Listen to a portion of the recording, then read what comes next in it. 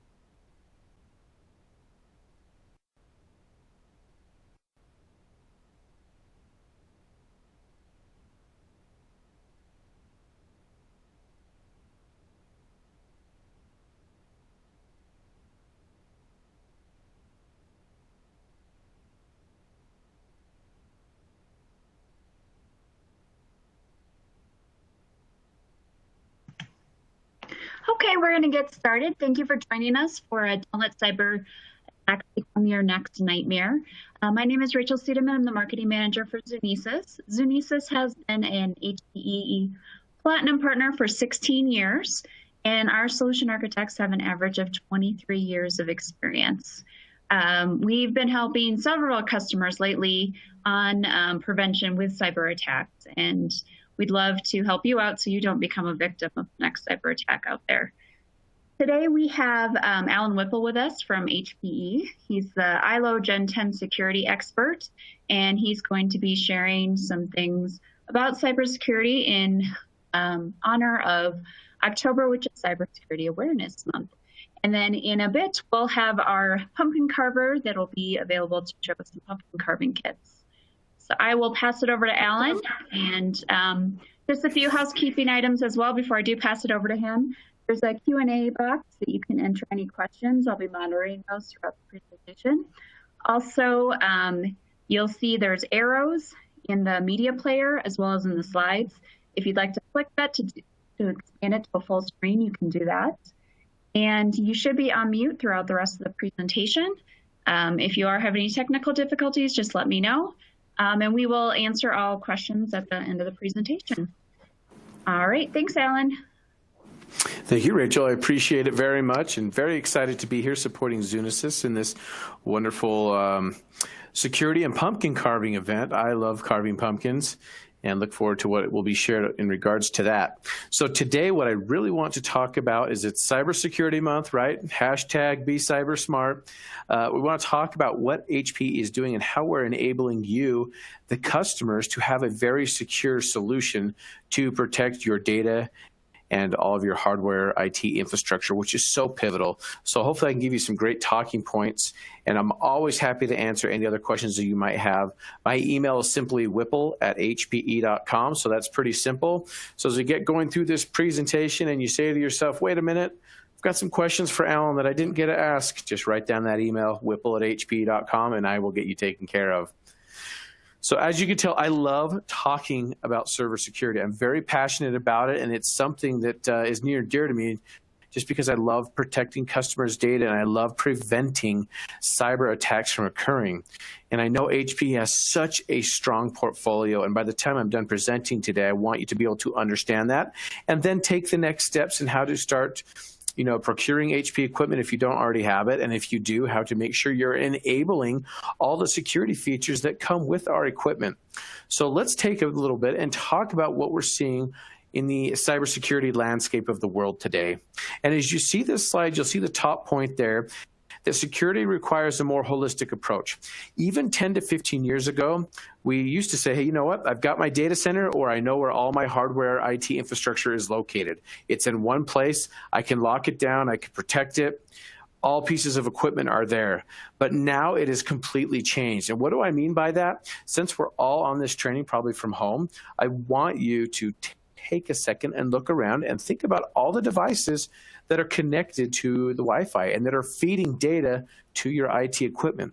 I look around my house, I think, okay, I've got Alexa, I've got TVs that are connected, smartphones that are connected, video game systems. I've got a doorbell that I just installed that's connected. You can have a thermostat, light bulbs, a washer and dryer, your dishwasher, fridge. Now, these aren't all things I have connected, but these are things that can be connected to your network and can feed data to IT equipment. Even your sprinkler systems in the garage can be set up on Wi-Fi. Long story short is all these devices are already on your network and they're trusted, right? So what if a hacker got into one of those and was able to send malicious code or ransomware or malware through one of those devices?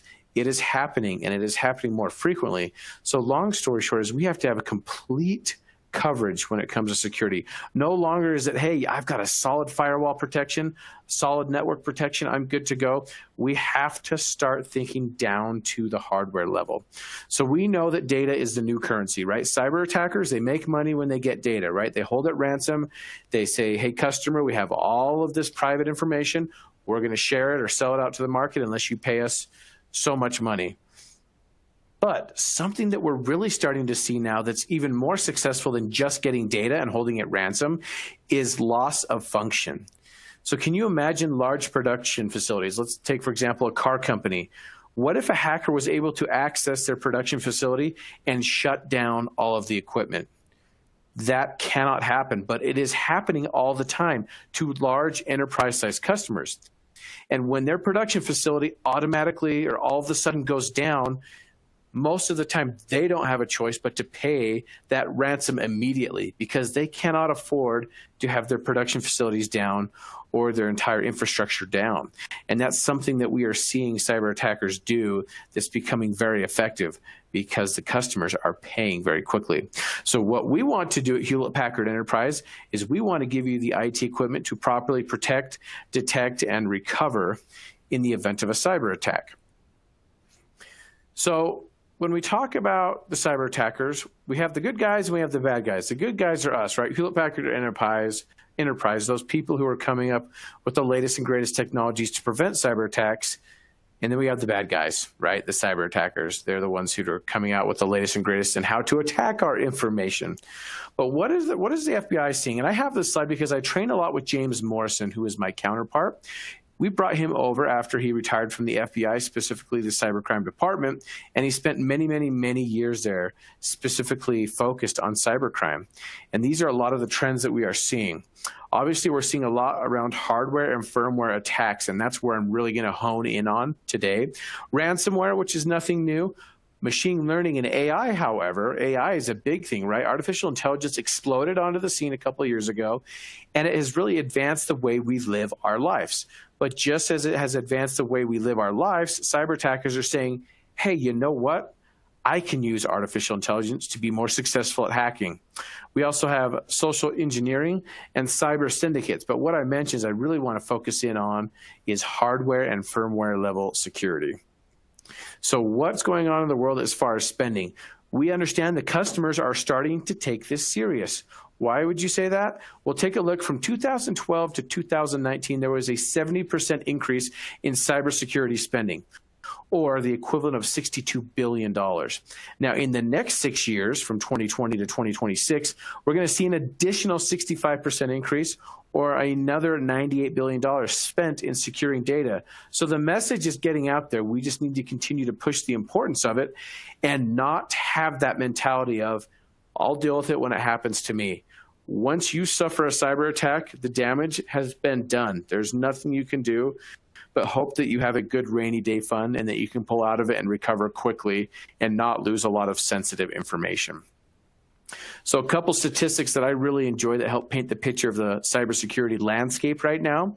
$6 trillion. This is how much cybercrime will cost the world economy by 2021. And I'll tell you what, 2021 used to seem like it was so far away. But guess what? 2021 is just a couple months away. And unfortunately, this number is going to continue to climb. 9.5 million, sorry, the dot there is missing, but that is 9.5 million, is the average annualized incident cost. So if you suffer a cyber attack, you're going to have to fork out roughly $9.5 million. Now, obviously, this number is a little bit skewed. And what I want to focus on is if you are a small to mid-sized business, you don't have that kind of money. And a lot of the times, you're going to have to close your doors because you couldn't recover from that cyber attack. We at Hewlett-Packard Enterprise don't want that to happen. We absolutely want to support our customers and give them very secure products. 60% of small companies are unable to sustain their business over 6 months after a cyber attack. So this is building off of what I just talked about, where you suffer a cyber attack, you think, okay, I made it a couple days or even a week or two. I think we're going to be okay. But you don't realize the full extent of the damages and the costs until that 6-month mark, and 60% of those businesses are going to have to close their doors. Once again, we don't want that to happen. Every 14 seconds is the time another business has become a victim of ransomware. And as I've been reading the latest reports, that number is going to go down to 11 seconds in 2021. That is bizarre because when I first started training on this, it was up to 45 seconds. So cyber attackers are becoming more vicious and more frequent. 101 days, this is just a mind-boggling statistic to me, is the average amount of time it takes a business to realize they've been hacked. Now, I did read the latest report, and I do need to update the slide. It's now down to 78 days. Woohoo! Way to go, team. But guess what? 78 days is still completely unacceptable. If it's taking you 78 days to realize a hacker's in your environment, you've already lost. And then 23 days is the average ransomware attack time to recover. So if it's taking you 78 days just to realize, wait a minute, somebody's in my environment, and then another 23 days to recover, it is completely unacceptable, and that is over 100 days total. But we can help you at Hewlett-Packard Enterprise. I'm going to talk about that. So this begs the question, are you, the customers, truly protected? And I would please ask that you be honest with yourself. If it's just really solid firewall protection and network protection that you have, that's great. But we really want you to get down to that hardware level security, and we have the solutions for you. So a couple years back, we introduced our Gen 10 servers with our ILO 5 chip. And if you're asking what in the world is the ILO 5 chip, that is our server management chip. You can call it a server management chip. You can call it a server ASIC, a server BMC. We call it our ILO 5 chip. And that's really where the magic happens. But let me help you understand what ILO stands for. So ILO is our server management operating system, otherwise called the Integrated Lights Out, or for short, ILO. I'm hoping most of you have heard the term ILO on the call, but as I mentioned, it's simply a system administrator, or allows a system administrator to monitor and manage servers remotely. The thing I love most about this is I can log into the servers that I have remotely, whether sitting from the comfort of the couch at home, or if I'm traveling and I have to access my servers, I can do that via my laptop and via the ILO user interface, or the ILO GUI. But with that user interface, it also allows us to go in and do some incredible things with security, with the health of the server, with firmware updates. ILO is a very powerful server management tool that I want to share with you today. So when you buy one of our Gen 10 servers with the ILO 5 chip, it comes with ILO Standard. It's included, and you get a lot of the great features that come with ILO Standard that you see on this list, such as some of the secure boot features, authenticated updates, agentless updates. But All the security features I'm about to talk to you about here require ILO Advanced, which is an upsell, and it's a small upsell. So list price for ILO Advanced for our servers is roughly $399. We have it on promotion at 43% off, so roughly $275. And once you hear the security features I'm about to talk about, it should be no surprise to you that you should go out and buy ILO Advanced with your HPE Gen 10 servers. So to help drive that point home, I'm a car guy. I'm going to share a little car experience here. This is the Dodge Challenger Hellcat, a phenomenal car. I love cars. And back a couple years ago, I had the opportunity to go down to the Arizona Dodge Racing School where they have these beautiful cars. We got to take these out and do timed laps and then also go out just to the racetrack and drive it. But here's something that's interesting. When you go to the Dodge dealership and you buy one of these cars, they give you two key fobs. They give you a black key fob and a red key fob. Now, it's not just for show. They actually serve a purpose. When you take that black key fob and you plug it in, it's going to limit the driving experience of that Dodge Challenger Hellcat. For example, you're going to get a limited amount of horsepower. You're going to get limited driving modes, limited suspension modes, and you're not going to get the awesome drag racing kit mode that comes with it as well. So you're not getting that full experience of the Dodge Challenger Hellcat. Now, when you take the red key fob and you plug it in, it unlocks all the features, all 707 horsepower of this beautiful car, all racing modes, all suspension modes, including the drag racing mode with the drag racing tires that come with it. So obviously, you're going to see how I tie that into making sure you buy ILO Advanced with our servers, right? ILO Standard's absolutely fantastic, but to get everything our servers have to offer, we need to make sure we have ILO Advanced to go with it. I hope you like that little car connection that I threw in there. So back to ILO 5. Here is our Gen 10 DL380 server from a top-down view. Now, if you get up real close to your screen, the right middle side of the server, you'll see a white circle. That is circling where our ILO 5 chip is located. Now, I don't want to get too technical, but I do want to highlight what the difference is between us and our competition. That ILO 5 chip is completely designed by us at Hewlett-Packard Enterprise. And as that chip is fabricated out of silicon, we take a piece of our firmware, or a hash, a firmware hash, if you will, and embed it within that ILO 5 chip. That alone allows us to do some pretty incredible things. So our server ASIC, our server management chip, if you will, is not an off-the-shelf chip. It is completely designed by us at HPE, and the firmware that is ours as well. But with that and ILO Advanced, it allows you to do this. You can do daily firmware checks. So those essential firmware components of your server, you can have your server set up to check those components once every day, even while your server is running. Most of our competitors only do firmware checks at boot. But let me ask you the question, how many times are you booting up your server? Hopefully not very much, because once you get it up and running, you don't want it to come offline. So that is up to you, the customer. When you get the server, you can say, I want it to do a firmware check every other week, every other day, every 5 days, all the way up to once every 24 hours. Now, obviously, I'm going to mention and recommend that you do once every 24 hours. So now you have that peace of mind. You say, guess what? Every single day, I know my server is going down to the essential firmware components and checking them to make sure they are in an authentic state. Now, in the rare event that one of those pieces of firmware is altered, not the firmware on the ILO 5 chip, because that's embedded there, but the other pieces of firmware, such as the SPS or the Innovation Engine firmware, BIOS, etc., it's going to alert you, and it's going to give you 3 options. Option number 1 is restore the server to the last known good state. Now, the last known good state is based completely on you, the customer, when you buy our servers, right? When you buy a server, what do? You power it on, you update the firmware, you apply the latest ProLiant service packs, and you make sure everything is exactly how it needs to run for the applications that you have. But you also need to save that image to that ILO 5 chip. That would be your last known good state. So think of this. Your server is checking itself once every 24 hours, and then it's going to automatically recover to the last known good state. How cool is that? It's going to do it automatically. There's nothing you need to do as long as you have your server set up correctly. That's a game changer. So no longer is it over 100 days to detect and recover from an attack. You are down to less than 24 hours. That is huge. So that is just option number 1. Option number 2 is to restore to the factory settings, which isn't as cool as option number 1, but If you're running VMware, you can drop an image back on your server and boom, you're up and running. And then option number 3 is to take the server offline. Well, why in the world would we offer that? It's really quite simple. It's a federal play for our federal customers. The FBI likes to come in, they want to do forensics, they want to study that server and see how it was running exactly when it was altered with malware or firmware. But once again, to get all those incredible features, what do you need? You need ILO Advanced to unlock those features that are built into the server. So when we talk about security, there's some other key security differentiators that I want to run through, and these are very unique to HPE. So I'll start on the upper left hand of this slide.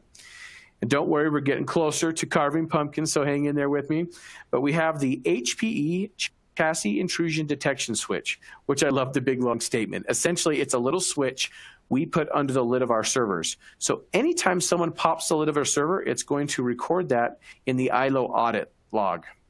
Now, yes, our competition has this, but what they don't have is they don't have it tied to a battery-backed solution. So that means even when your server loses power or when it's in transit and somebody pops the lid on the server, it's going to log that as an audit event or an alert event in ILO. On the upper right-hand side, we have the Marsh Cyber Catalyst designation, which I'll talk about here shortly.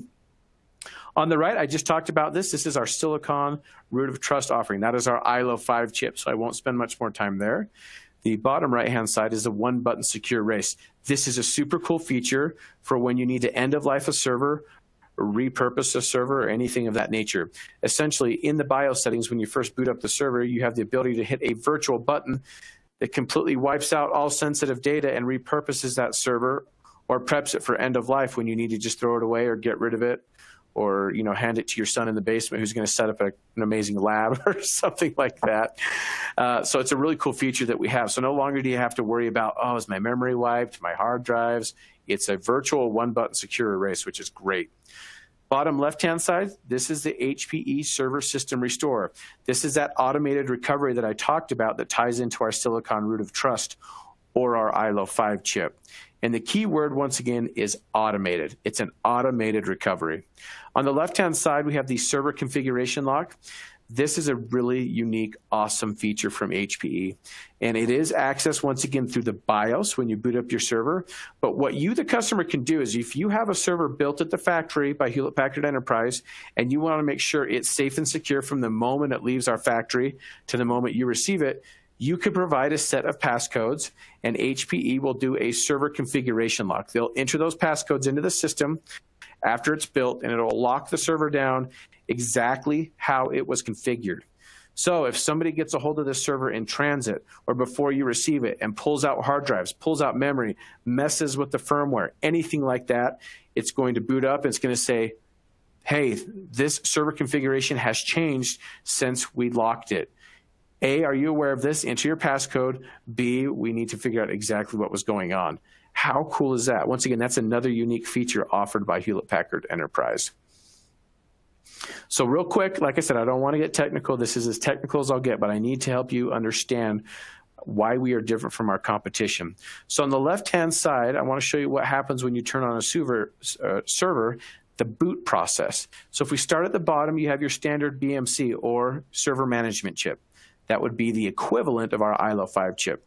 Now, standard chips aren't set up to go through and verify the essential firmware components of a server when you hit that power button.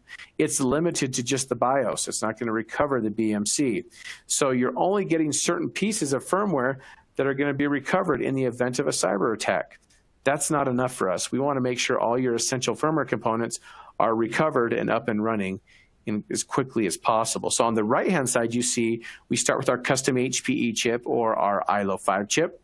It's then going to go in and boot up the essential firmware components there, which will then carry you up to the BIOS and the UEFI options, finally ending at the operating system bootloader.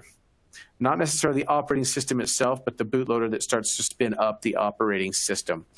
That's what we do at Hewlett-Packard Enterprise with our ILO 5 chip, and that's what allows us to have the world's most secure industry standard server.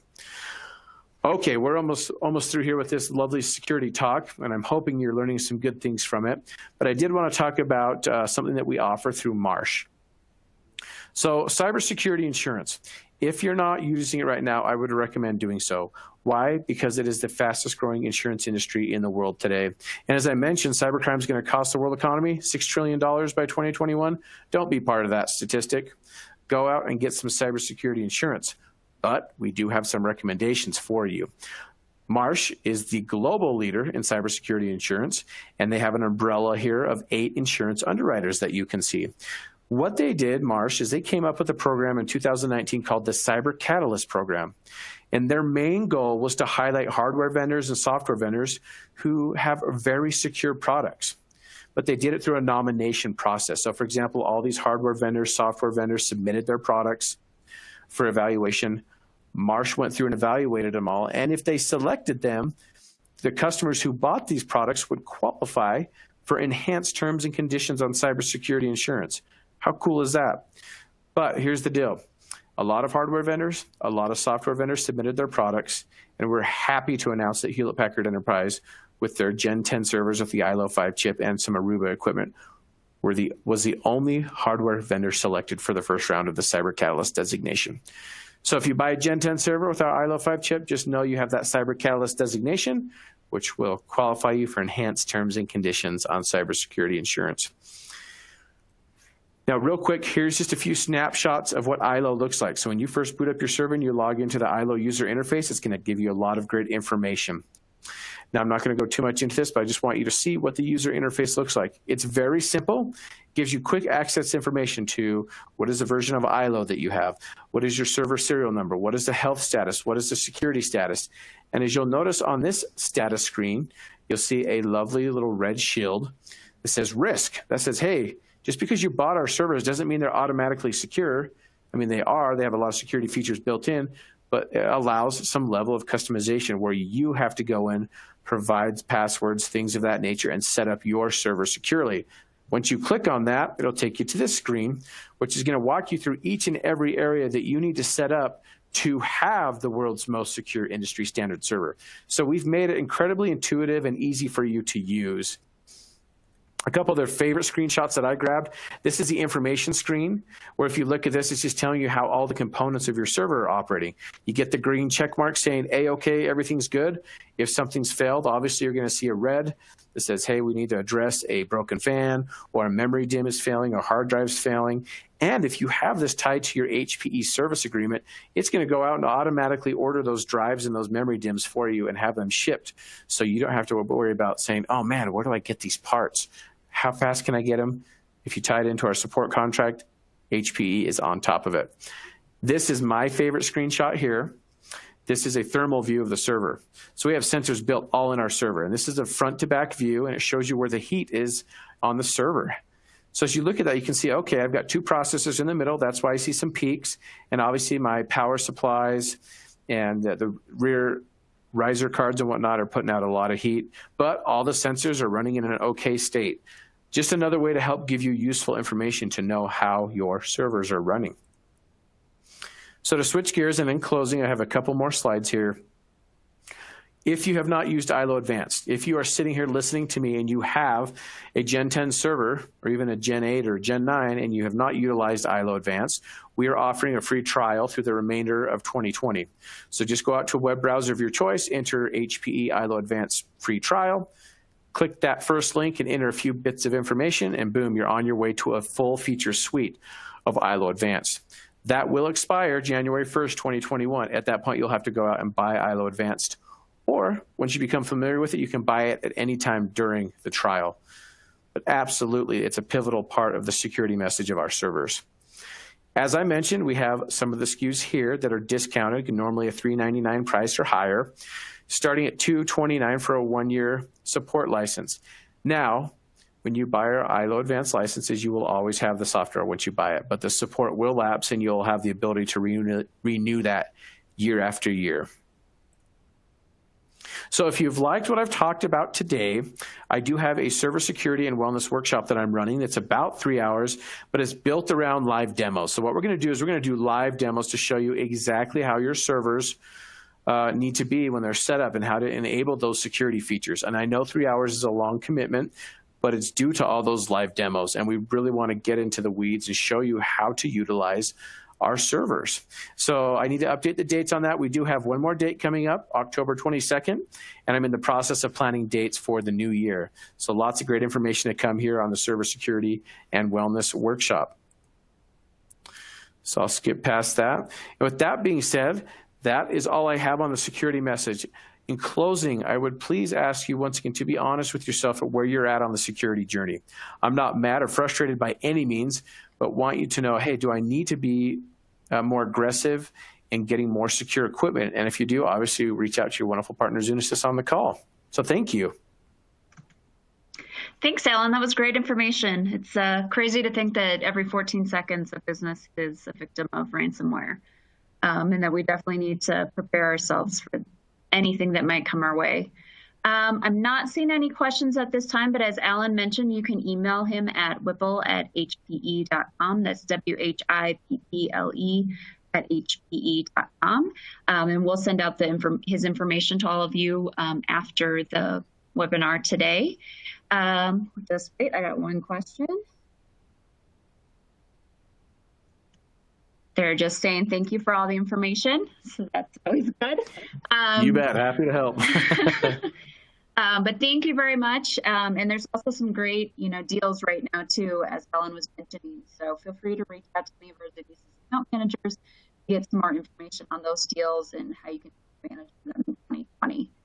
I'm going to ask all of you right now, if you have any kids or family members that want to join in and see the pumpkin carver, feel free to grab them right now. And all of you should have been sent out one of these fun pumpkin carving kits that you'll get to use at home.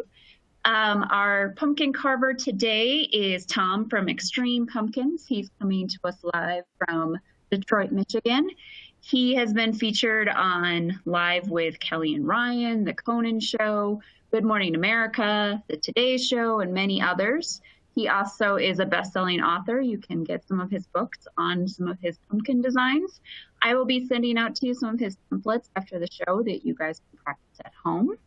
But we'll get started in just a moment. Is everybody ready to go? You've got everyone that wants to check out. Also, again, as I mentioned, the 4 arrows that you see in the media player, if you click on that, you can go full screen, so then you can see all of Tom's workshop. I will pass it over to you, Tom. Great, thank you very much. I'm very happy to be here. My name's Tom, I'm from extremepumpkins.com. And before I start carving, I'm gonna go over what we're gonna go over today. So that's me. The first thing is I wanna cover rule number 1 of pumpkin carving, is you don't have to worry too much about your pumpkin carving because it's just gonna rot on the porch in 3 to 4 days. So let's not take this too seriously. It's just a minor craft project that we're all gonna do. It's probably the most popular craft project in America. So I'm gonna give you some tips. I'll go over them first and then we'll demonstrate them.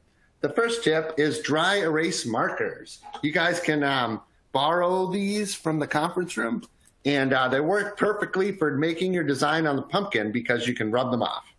The second is how to cut the plug of the pumpkin, like the top or sometimes the bottom or even the back of the pumpkin is the plug, and we're gonna cut that off so we can get the seeds out of the pumpkin. Third thing we're gonna learn how to do is drawing inspiration, like where you're gonna find your inspiration for your designs. That's pretty simple. I like to look to the cartoons. Next thing is how to pick a good pumpkin.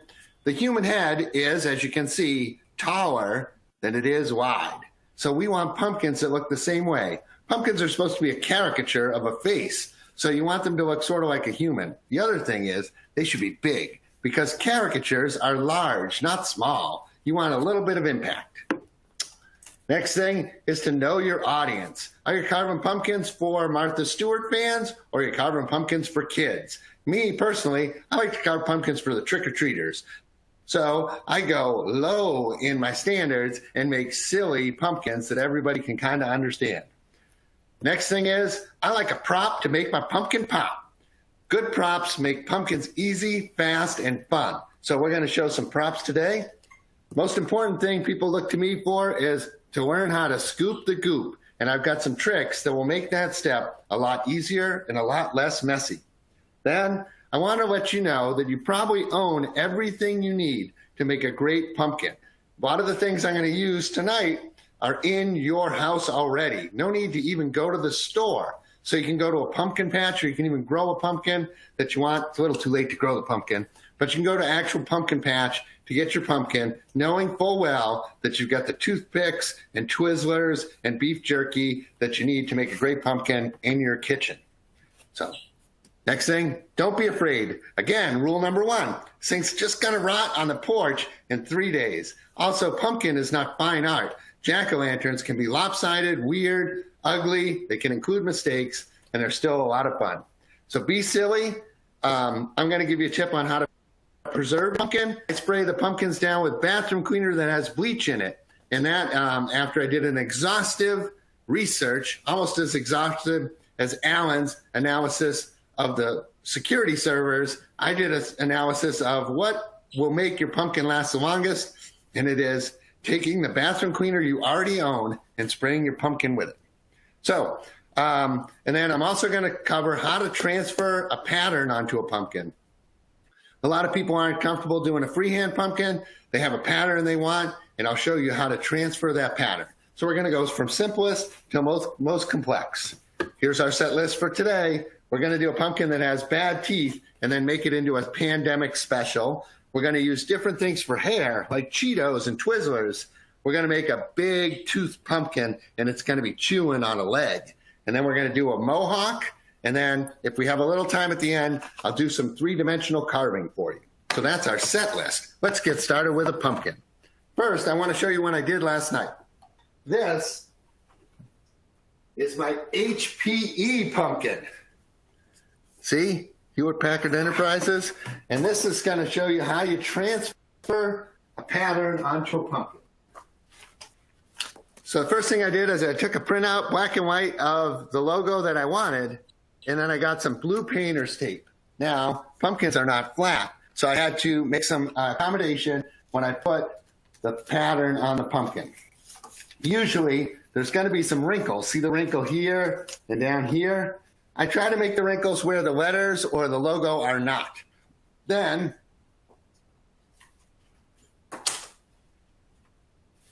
from your handy toolkit that you just received, look for this piece. It has a sharp point on it. You see that? That is good for transferring the design. So I go around where the design is, and I make little dots along the way.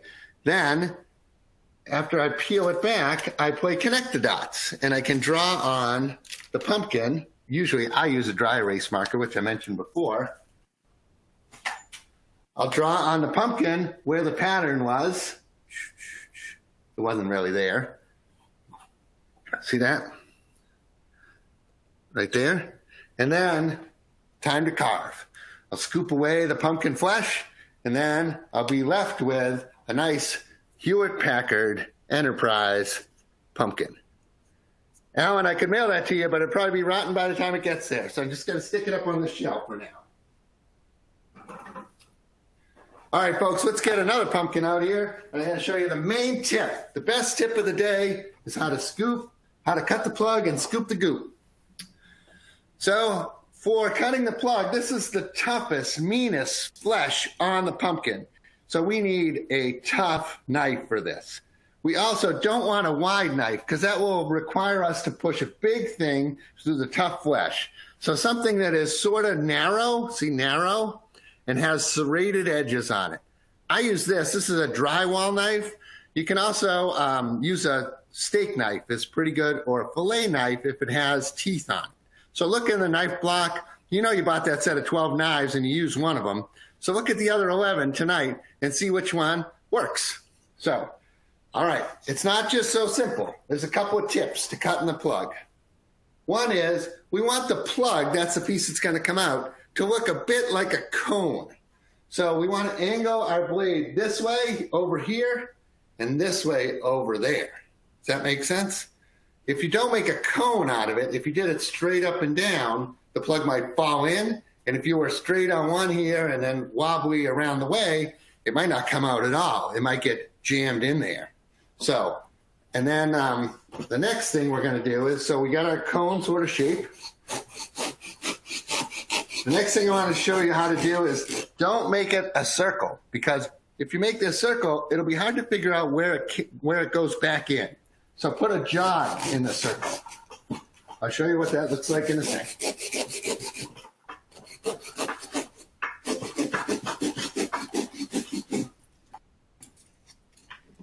So, see the jog? Not quite circular. And then, now I know when I go to put my pumpkin back that this thing fits right in there. Pretty good, huh? You can use your knife and you can cut off this chunk of flesh. I'm not going to show you how to roast pumpkin seeds, but there's plenty of them. And the next step I'm going to show you is how to harvest all the seeds and all the goop without making a giant mess. This is the #1 problem people tell me when they go to carve pumpkins. They say scooping the goop is the worst part. So here's my tip for you. In your kit that you got, you have a goop scooper. It looks like this. Right? But if you didn't get a kit, I also can tell you that you probably have a goop scooper at home. Mine looks like this. That's right. I use this precision device to eat a snack every night, ice cream. Here's my tip for you. If you try to pull the goop out one scoop at a time, you get a stringy mess that leaves seeds all over your kitchen or ground or floor. And they're slippery, so that's not good. Needs a better technique. And the better technique is this. We're going to scoop in a ring. That ring is going to start at the opening that we just cut. And then the goop kind of falls in a little bit. Then we do another ring, right? Falls in further. Another ring. Falls in further. You get what's happening here? My goop is collecting at the bottom of my pumpkin. And my hand isn't really even getting that dirty. So I'm scooping all the goop, scraping and scraping. And then when you get to the bottom, you got to scrape it across the bottom to loosen it up. You make funny faces when you're doing this too, because it is kind of gross. But so now, if I did a really good job, maybe took an extra 30 seconds to do this, I would loosen it completely without making a mess, like hardly anything's come out of my pumpkin. So then I would pick up the whole pumpkin at once. Pick up the whole thing, walk it over to the trash can, or walk it over to a baking sheet, and I could dump all of the goop in one shot. Let's see how it works.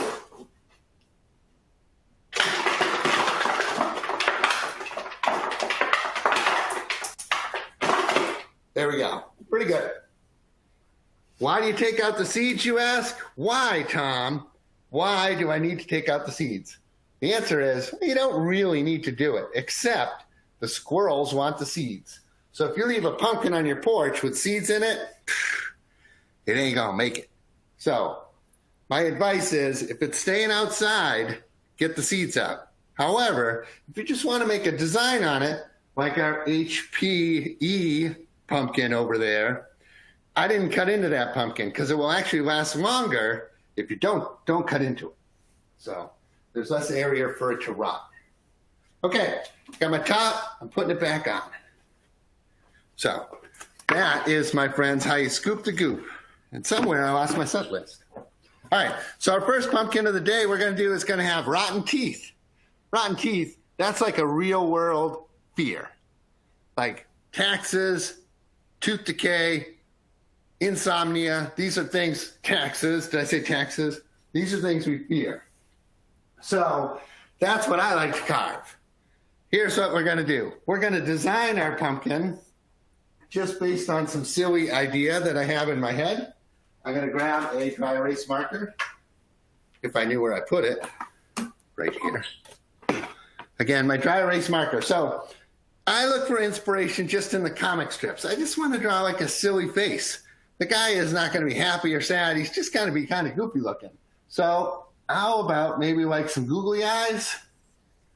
Like one eye over here and one eye over here. You know, like I said, our audience is it's mostly like 7 and 8 year olds.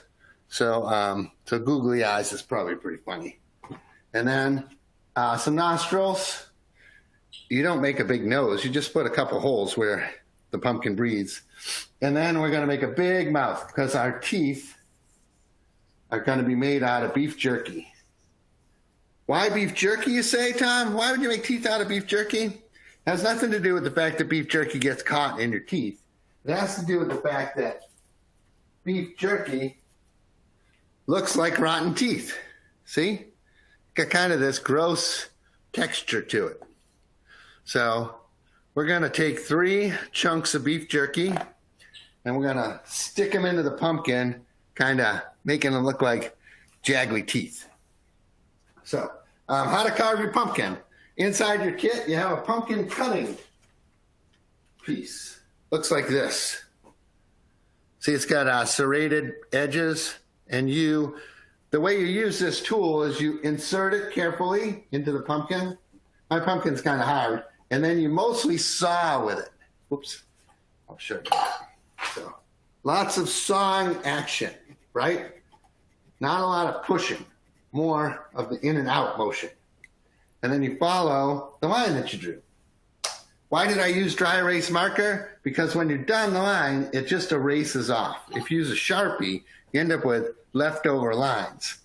Now, I've already broken my little tool because I'm a professional pumpkin carver. I carve a lot of pumpkins. So I have like the professional equivalent of that. So I'm going to carve this pumpkin. What's that? Oh, you said you don't want to wait for me to do that? Okay, I'm going to get the electric version of the tool because no one wants to wait to see someone fit.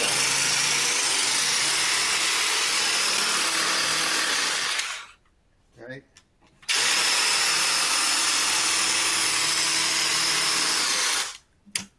There you go. We're not fooling around, folks. This is extreme pumpkins. So, however, for the eyeballs, I will use my hand tools for that. So, now you get 2 colors you can work with a pumpkin. You get yellow, which is the flesh. You get orange, and then you get, we'll call white or black, whatever is left, behind. It could be white when it's lit. So you only get a couple things. So we're going to do some eyeballs here. We're going to take the skin off of that area. So there's 2 times you could do that. And you could try to take the other piece out and take the skin off. But when you take that other piece off, it makes the pumpkin weak. So we want to dig the skin off now. So a tool that you would use to do that would be something like your loop tool that is in your kit. See that? That's used for digging. So I'm going to take my loop tool and I'm going to scrape off the skin where my eyeball is. I am not an ocular surgeon, so I can never remember if this is your iris or your whatever, retina. I think it's your iris. So this would be like the part of your eye that is has color in it. So I just scraped off that one. Can you see that? And I'm going to scrape off just the center here. I should have set this up for myself to be right-handed, but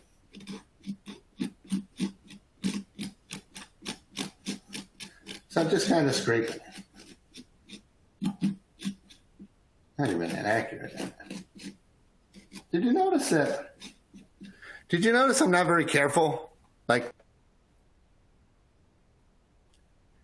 not a care in the world over here. You know why? You'd think like I should be like careful. Nope. Why? Rule number 1. It's just going to rot on the porch in 3 days. So now I'm going to take my little pumpkin saw and I'm going to cut around my eyeball.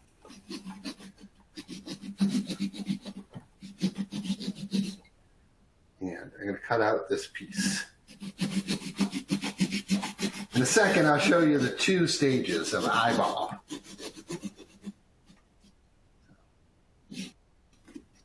All right. Time for me to bring this to the camera, I think. So we drew our eye here, right? And then I scraped off the skin here, and then I cut out the rest of the eyeball. See that? Okay, so now I'm going to do the other one. By the way, I wanted to give you another tip. I have this fancy pumpkin carving stand, and it's got like pieces of wood to hold the pumpkin in place. You want something to hold your pumpkin steady, and here's my tip for you. Get yourself an old towel, a rag towel, and you make it into a donut, like this. Put that on your surface, like if you're working on the picnic table or the kitchen counter, make it into a donut, and then sit the pumpkin right on top. That should hold your pumpkin nice and steady so you can get good purchase on it. Because you're gonna kind of work on that thing, you know? You don't want it slipping around. You got sharp tools in your hands over here, right? This is serious business. All right. Eyeball number 2 coming at you. Eyeball number 2. Sometimes the piece doesn't want to come out. Like it gets locked in place. If that's the case, take your little tool and go and cut it in half. Like kind of that way, you know? Like go across here, and then usually it'll pop out. Sometimes it won't pop out, but you can pop it in. You can do that too. As long as you get out of there, you can reach in and get it. There we go. Getting close, right? All right. I'm going to pull out a power tool trick. But you have tools to make little holes in your kit.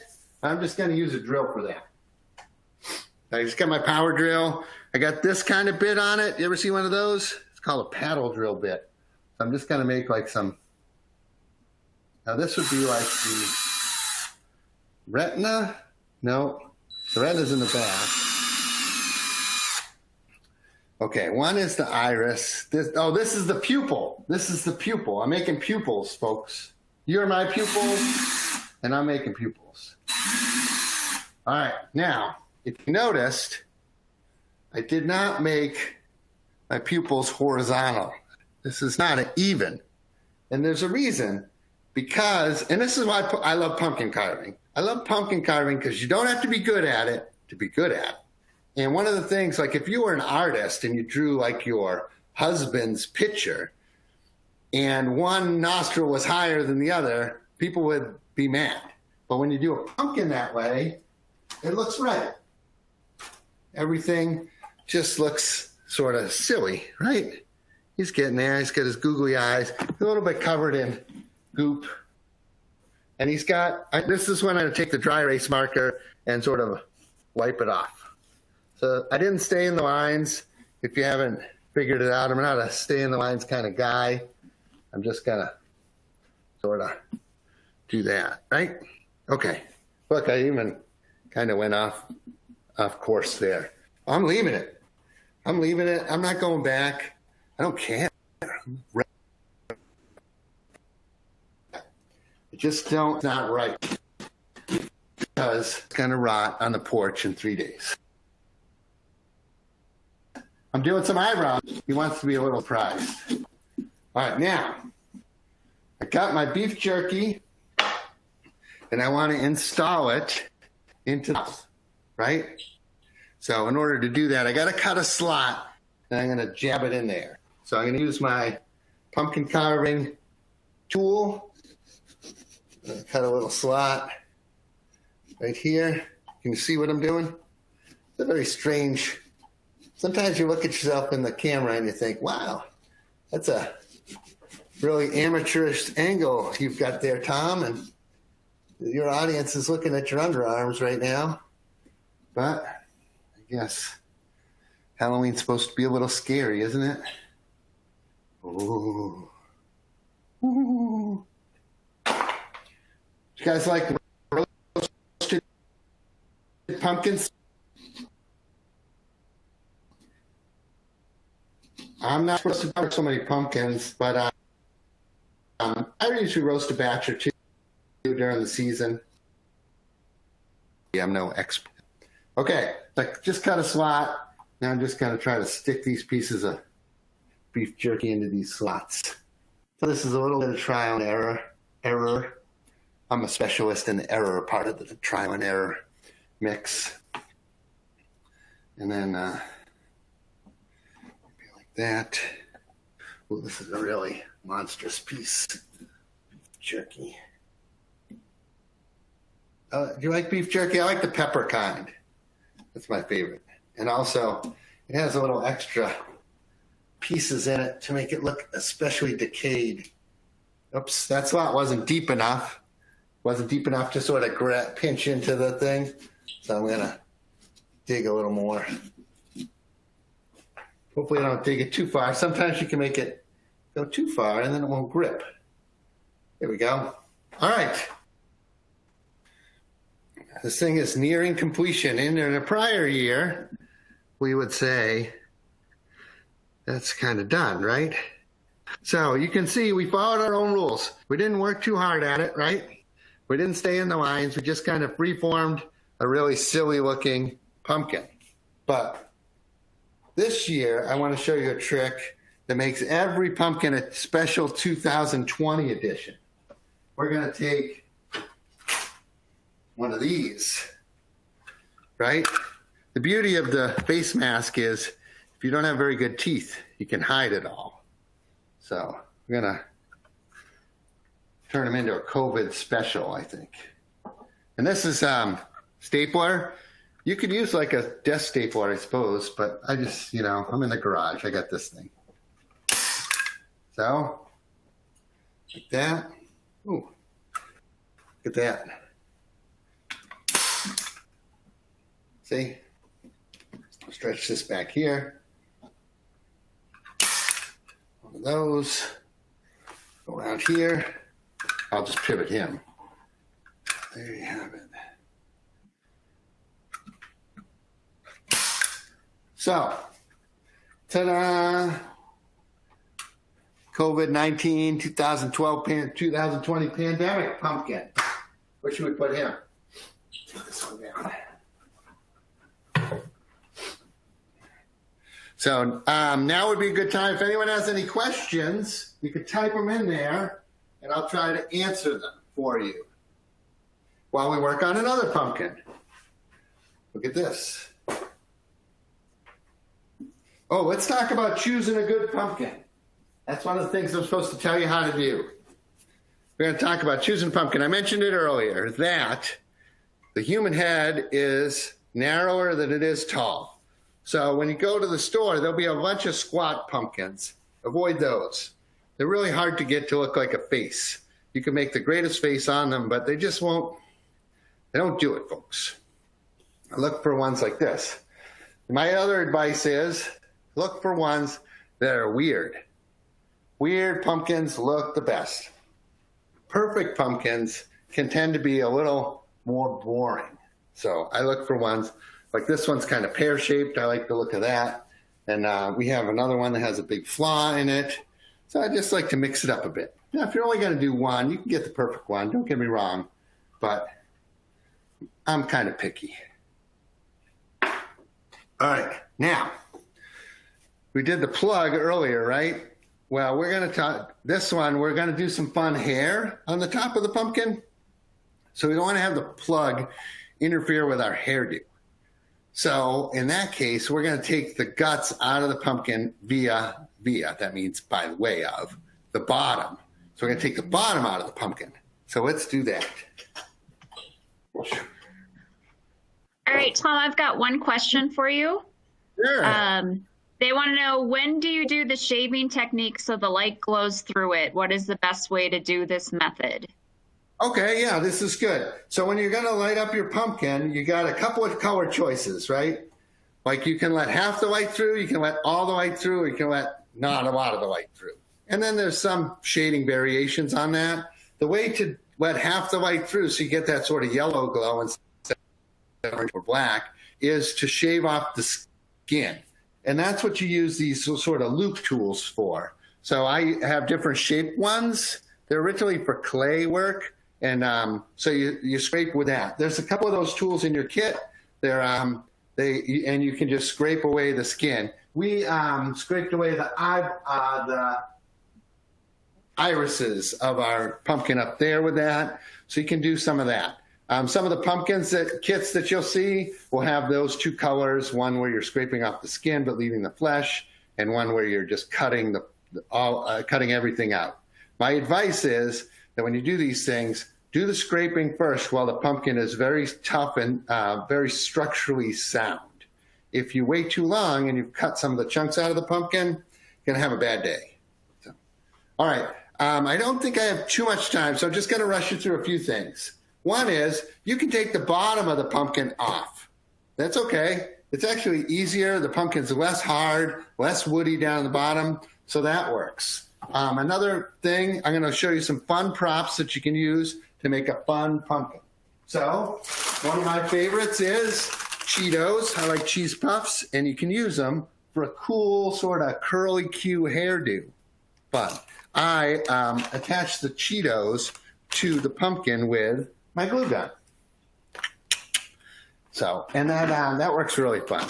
So another way to make fun hair is to drill a hole and stick a Twizzler in that spot. So I saw a pumpkin once. If you're more like the Martha Stewart audience and you want like a neat centerpiece for your table, you can take a drill and a bit and you can just drill a bunch of holes into your pumpkin. And if you light it up from inside with a sort of version of a disco ball. But a Twizzler, I like that. A whole bag of Twizzlers and make a fun sort of Rastafarian. Another thing that I like to make for hairdos is, let's switch my bits. I have some fun things, a lot of fun things you can stick in a pumpkin to make it look cool. Have you got a bunch of barbecue skewers? Makes a great mohawk or hairdo, right? Very shocking looking. So when it sticks up straight, a mohawk is good. So I, on the other hand, I have some of this pipe. It was like leftover from a plumbing project. So, and I just drill a bunch of holes. I try to get a drill bit that's slightly smaller than the pipe, and then I just jab them into the pumpkin, like so. And then we get kind of like a cool punk rock. I like the blue because it contrasts with the orange of the pumpkin, so you can actually see it. You know, fun stuff. And if you want to make like an angry face on them. So where do I get my face designs? Just from the comic strips. You know, you can Google it, like comic expressions, that type of thing. You want an angry face, you want a happy face, you want a worried face. Look for like the sort of cliche comic book expressions. Those are always good. So and this is a good sort of mohawky looking thing. Now, there is a trend in pumpkin carving to do like a three-dimensional sort of pumpkin where people actually sculpt the pumpkin, and I like to do that. It takes a long time, but if you're willing to put the time into it, you can get great results. So I'll start a little bit of that.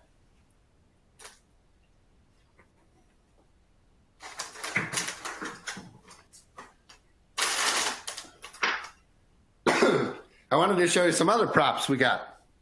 I was going to make some eyeballs out of limes today. They seem kind of eyeballish, and I thought 2 for 1, I could cut the lime in half and get 2 eyeballs. But last time I made, this is like a little Easter egg, you know, like these little Easter egg hunt Easter eggs. And I glued a little nail to it, and you could you make little eyeballs. They kind of look like inside of an eye. So I just cut a big hole and I stuck it in there. That's pretty good. And again, these are things you have. I bet you have a bag of these in the basement. If you have kids, we had a bag of them. The other thing is always fun to make the pumpkin chewing on a foot. And they have these at the Halloween store for a couple of dollars. So look around your house. If it's round, you probably can make an eyeball out of it. If it's triangular, you can probably make teeth out of it. And if it's straight or curly, you can probably make hair out of it. And that will be a fun and unique sort of Halloween pumpkin carving for you. So let's talk about sculpting a face. So it's about the proportions of our face. So I have a normal proportion face, I suppose, except my hair is a little higher on my head than most people's. But if you look at someone's head, very little of it is hairline. Like the hairline starts like up here, you know, like up in here. And then the eyeballs are actually just above halfway. Like they're actually, the brow is like a third of the way up. So we're going to mark where the brow is. It's a significant part of your face. It really, your face does kind of drop in after that. Then you have a couple of eyeballs in here, right? Here and here. You have the nose here. And then your mouth is not at the bottom of your face. It's not here. That's your chin. Your mouth is here. So this part is usually less than half the whole height of your face. So we're going to put the mouth here. So to sculpt a pumpkin, I mark off those three things. Just want to know where my brow is, I want to know where my nose is, and I want to know where my mouth is. And then I'm going to start removing skin. I'm going to dig in where the eyeballs are and the brow is, and then almost make like a triangle for where the nose goes to the cheekbones. Here and here.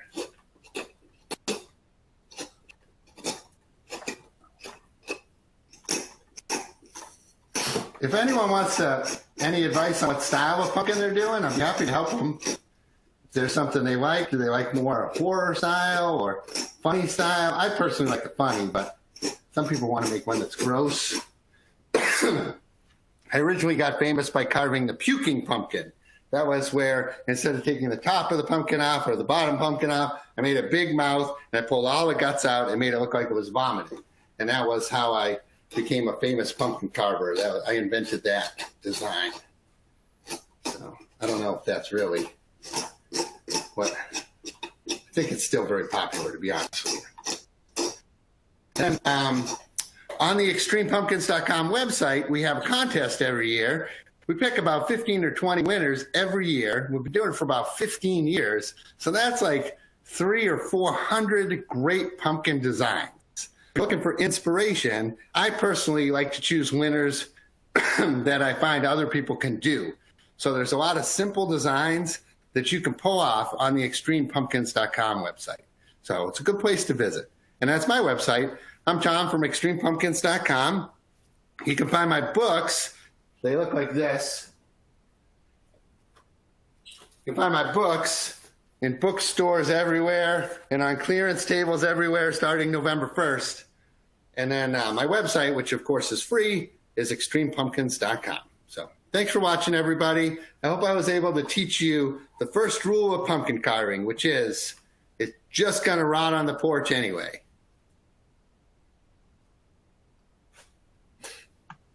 Thanks, Tom. Any questions? I know you had mentioned to me before, when is the best time, did you say, to purchase a pumpkin? Thanks. This is very good. Thank you very much. I really wanted to cover that too. A lot of things. I love to talk about pumpkin carving. I would have stayed here all night. You can purchase a pumpkin now. It's fine. Keep it in a cool place, like on your porch, out of the sun. They plant them all at the right time so that they're ready for Halloween. So whether you buy one now or not, doesn't matter so much. If you want a pumpkin that will last a long time, look for one that has a big, fat, moist-looking stem. Because as the pumpkin goes longer and longer, it's going to take the moisture and sugar out of the stem to stay alive, to stay healthy. If the pumpkin stem is all shriveled up or knocked off, that pumpkin won't last as long. Now, the question is, when do you carve your pumpkins? And we're in Michigan. Here in Michigan, we'll get 4 or 5 days out of a pumpkin once it's carved. Any longer than that, it'll be rotting on the porch. If you live in warmer climates, you'll get less. So wait till like 2 or 3 days before Halloween is the perfect time have a pumpkin carving session. Now, how to get your pumpkin to last longer? I really wanted to do this because I mentioned it earlier. I use bathroom cleaner, all-purpose cleaner with bleach. And what I will do is I'll spray the whole pumpkin everywhere I've cut, inside and outside. And this will do a couple of things. The cleaner side of it keeps the critters away, like the squirrels and things like that won't be interested in the flesh of the pumpkin. And then the bleach will keep the mold away. And then the cleaner also keeps the bugs away. So you got mold, bugs, and critters, and bathroom cleaner with bleach will keep them all away. One time I did a study where I carved 14 identical pumpkins and tried every sort of witch's brew method to make them last the longest, and bathroom cleaner with bleach lasted the longest. If you happen to make like a gorgeous sculpture out of a squash or pumpkin and you want to keep it forever and ever, you can pickle it in vinegar, but that requires a big, container. So bathroom cleaner with bleach is your great solution. You already have it. It's underneath the bathroom vanity. Spray, spray, spray, put it back. Good to know, since we're all using cleaners heavily right now. We sure are. We sure are. Thanks. Good one. Good joke. Does anyone else have any questions for Tom before we sign off today? I see Deb's comment. Deb, thank you very much for the scope. That's so awesome. Yeah, as Tom mentioned, go to extremepumpkins.com. I'll send you some of the templates that are on there as well that you can start using. And we'd love if you guys would email us some of your creations so we can see what you put together with your pumpkin kits that we sent over to you. Again, thanks to Alan at HPE. Feel free to email Alan at whipple@hpe.com with any questions that you have about ILO or cybersecurity, and he'll get right back to you. But I appreciate all you guys. Looks like we got one more question here. Sure. They're saying thank you for your expertise, Tom. But yeah, feel free to reach out, and he has lots of great designs, like he was saying, on his website if you want some inspiration. But thank you, and happy Halloween, and have a great evening. Bye, everybody. Thanks a bunch.